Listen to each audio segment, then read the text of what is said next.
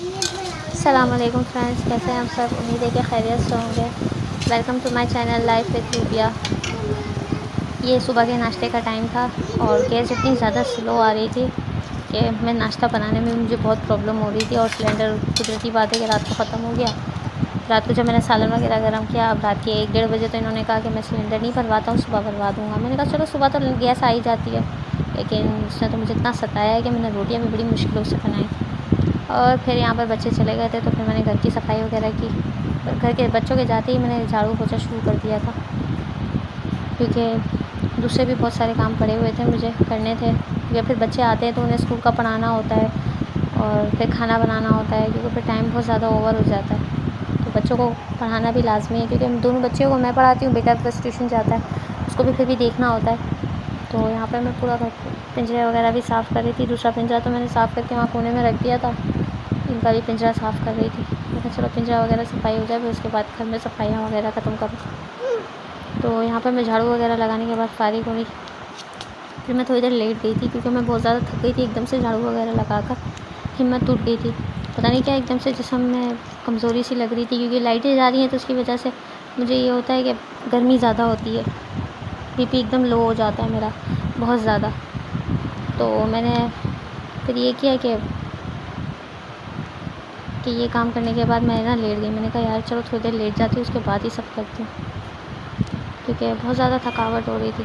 फिर खाना वगैरह भी बनाना होता है किचन में, तो मैंने कहा सुबह ही कर लूँ, वरना फिर लाइट चली जाएगी और फिर शूट भी नहीं कर पाती हूँ। शूटिंग करना भी मुसीबत हो जाती है। फिर यहाँ पर दोनों मेरी बेटियाँ ना दोपहर के टाइम पर खेल रही थी एक दूसरे के साथ। उनकी वॉइस भी आपको आवाज़ आएगी। ये दोनों मम्मी पापा वाला खेल रही थी। मेरी बड़ी बेटी मम्मी बनी हुई थी और छोटी बेटी है ना, छोटी सी बच्ची बनी हुई थी। तो उसको बुखार आया हुआ था, जिसकी वजह से वो दोनों लेटे लेटे खेल रही थी, दोनों बहनें। मैंने इनको सोने का कहा, तो ये सोने के बजाय ये खेल खेल रही थी। मैंने कहा चलो आपको दिखाती हूँ कि ये भी ये शरारती दोपहर के टाइम में करती हैं। फिर जब गुस्सा करती हूँ तो सो जाती हैं।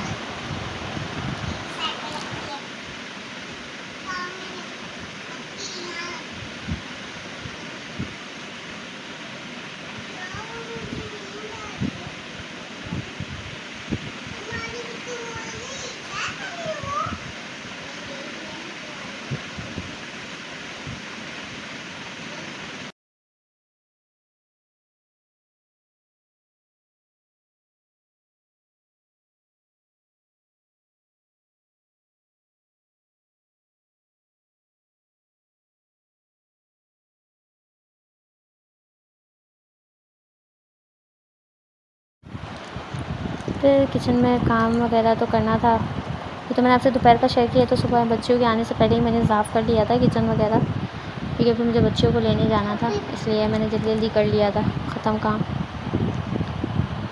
क्योंकि मेरा बेटा तो आ गया था मदरसे से। मैंने कहा बेटा, अभी उनको कह रहा मम्मा अब आप बहनों को लेने नहीं जा रही। मैंने कहा बेटा लेने जाऊँगी, लेकिन अभी आधा घंटा। मैंने कहा मैं पहले किचन ख़त्म कर लूँ, किचन का काम हो जाता है तो बहुत आसानी और हो जाती है। फिर आके मैं मॉपिंग वगैरह कर लेती हूँ। फिर वॉशरूम भी वॉश करने होते हैं, फिर हर चीज़ करनी होती है। तो मैंने कहा कि पहले मैं किचन करके रख दूँगी, तो इससे ये होगा कि फिर सिर्फ आके पोछा लगाना होगा और वॉशरूम धोने होंगे। तो यहाँ पे बर्तन बहुत ज़्यादा हो गए थे, कभी कभार एकदम ज़्यादा हो जाते हैं, क्योंकि कभी कभी ऐसा होता है मैं रात में नहीं धोती हूँ, क्योंकि मेरा पूरा किचन गंदा हो जाता है। क्योंकि मैं 2-3 बर्तन भी धोती हूँ ना, तो पूरा किचन इतना गीला हो जाता है कि मुझे नीचे का फ़र्श धोना पड़ता है। तो कभी कभी मुझे दिल नहीं करता कि मैं धोऊँ, तो इसलिए मैं कभी कभी दिन सुबह में देर से धोती हूँ, सुबह में ही धो लेती हूँ, जैसे उठने के बाद।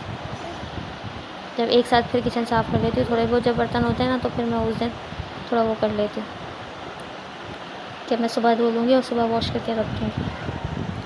तो यहाँ पर 2-4 प्लेटें ही थी मेरी ज़्यादा एक्स्ट्रा, क्योंकि बाकी तो सारे रात सुबह के बर्तन थे, इतने ज़्यादा हो गए थे सुबह में नाश्ते वगैरह के बर्तन। रात के तो एक कढ़ाई और 2-3 प्लेटें वगैरह थी, जो मैंने धो धा के सब रख दी थी। और नाश्ता बनाने में पता नहीं क्यों ज़्यादा कभी कभी बर्तन हो जाते हैं, क्योंकि मेरे बच्चे पहले नाश्ता करते हैं, फिर इनके पापा का नाश्ता करते हैं और फिर मैं करती हूँ। तो वही होता है कि बर्तन ज़्यादा हो जाते हैं मेरे कभी कभार।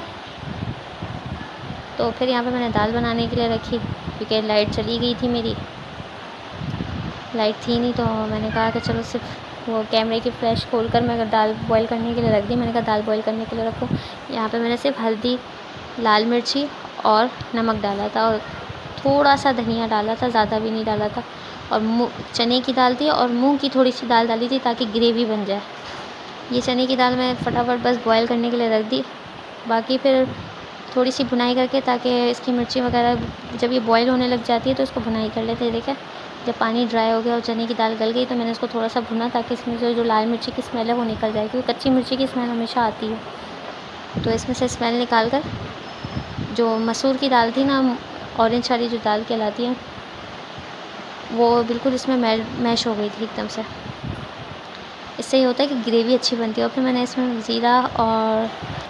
ज़ीरे और गोल मिर्ची होती है और मोटी मिर्च का बिगाड़ डाला था। उम्मीद है कि आपको आज का व्लॉग पसंद आया होगा, तो please like, share, comment and subscribe करें, क्योंकि आपके इसी कमेंट और लाइक के लिए हम वीडियोस बनाते हैं, ताकि आप बनाएं और आप हमें अप्रिशिएट करें, ताकि आगे भी हम और वीडियोस आपके लिए ला सकें।